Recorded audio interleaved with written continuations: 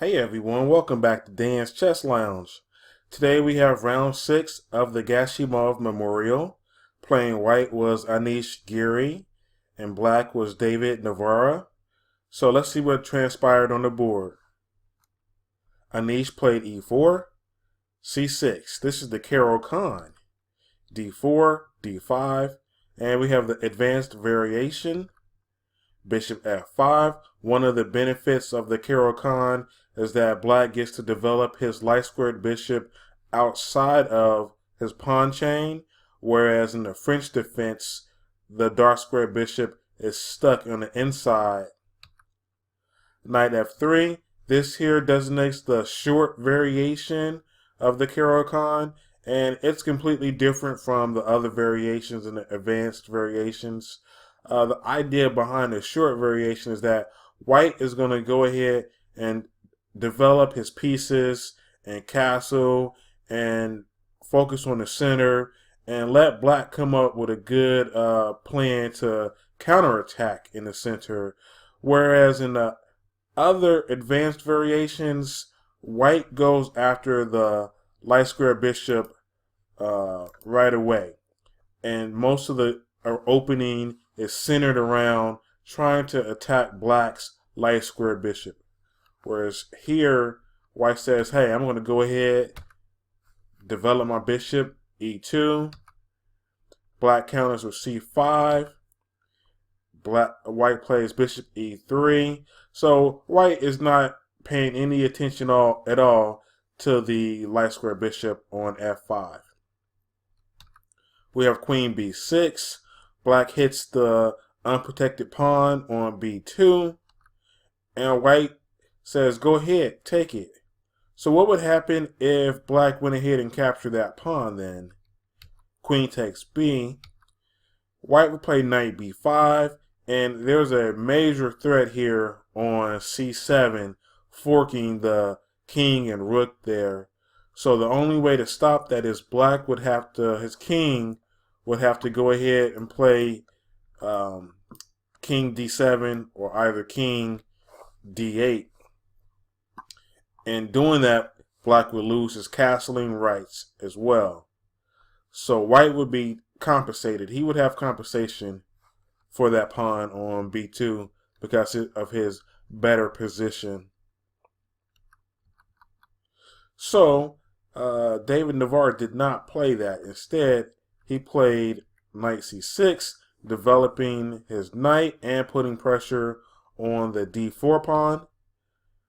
White swings his knight to a4, it hits the queen. Queen plays a5, check. c3 blocks that. Now you have c captures d. The knight captures. So now this pawn here on e5 is unprotected. What would happen if black went ahead and captured that pawn? Then you would have knight captures bishop on f5. Pawn captures back. b4 hits the queen. And the queen goes back to d8 to protect the pawn on d5. Now here, white would just have a much better position. First off, he has the bishop pair. And then secondly, it's just easier to play. He's going to castle. Then his bishop can go to d4 and hit the unprotected knight. His knight can play to c5 and put pressure on the queen side over there. The queen can swing out to b3 to a4 once the knight moves. It's just a much easier position for white to play. And not even taking into account that black has targets everywhere. He's got the isolated pawn. He's got doubled pawns. He's not castled. He's behind in development. So it's just, the position is just much better for white. So David Navara did not capture that pawn. Instead, he captured the knight on d4. Bishop captures back. Knight e7. The knight wants to go to c6. Castles. Knight c6. b4 hits the queen. Queen c7. Rook c1. Protecting the backwards pawn there on c3. Bishop e7. Now here, What would you play for white? White's position is pretty much developed, minus the queen there on d1. But for the most part, he's castled and he's developed. What would you play here? Well, Giri plays g4. Hits the bishop there. The bishop goes to e4, f3, bishop g6, and now f4.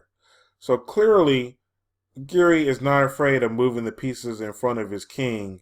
Though usually people do not move the pawns that protect the king because it's going to expose your king.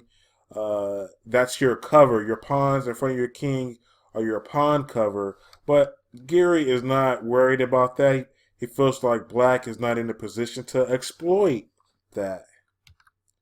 Bishop e4, knight c5, a5, trying to break up Giri's queen side cluster there. Bishop e3. This retreats the bishop from being captured by the knight.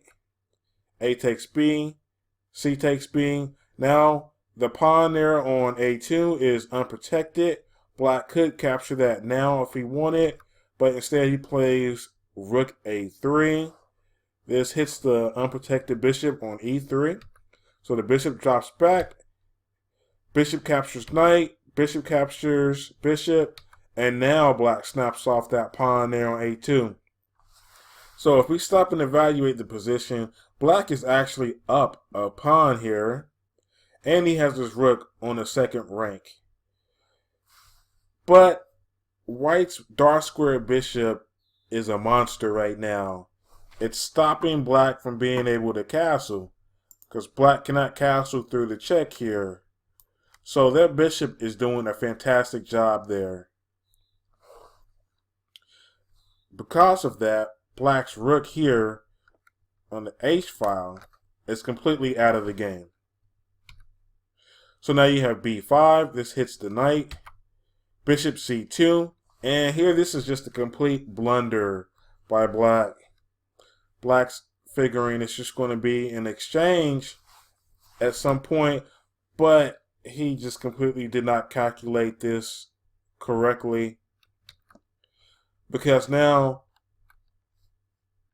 if rook takes bishop was played, this would have been the best continuation for Giri.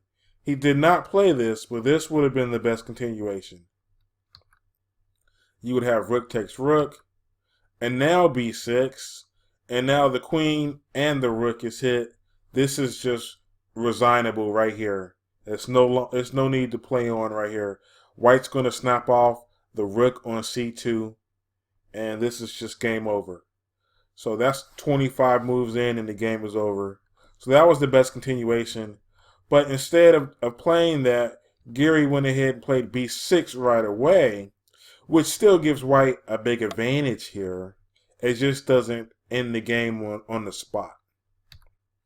So Navara captures Giri's queen on d1.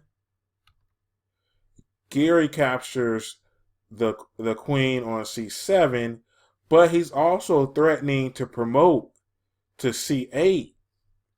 Promote to a queen on c8. So he can't capture back.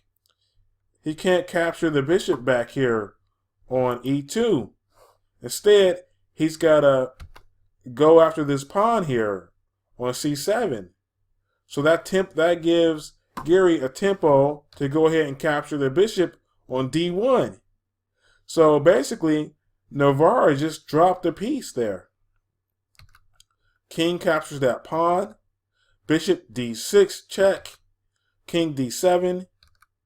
And rook b1. And here, David Navara resigned because he's basically down a piece, because that pawn on b7 is going to fall. So then he's only going to have one pawn for the piece.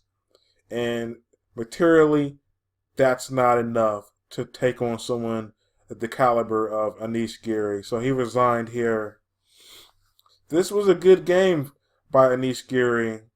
This kind of reminds me, though, of the game that I covered 2 days ago with Magnus Carlsen versus the Polish Grandmaster Wojciech because he did it to himself. And here, David Navara, he did it to himself in this game. It's like he just didn't calculate properly. So it's interesting to see that even on the GM level, they still fall victim to poor calculations and miscalculations and just not seeing the variations correctly in their head. So it's just not on the amateur level. It's even all the way on the GM level. But anyway, so now Giri is tied for second place with Magnus Carlsen. And Topalov is still in the lead by a half point. So we're going on to round number 7. There's only 3 more rounds to go. Is anyone going to be able to catch Vesely Topalov? We'll see. Hey guys, I hope you enjoyed the video. Don't forget to like, comment, and subscribe. See you next time.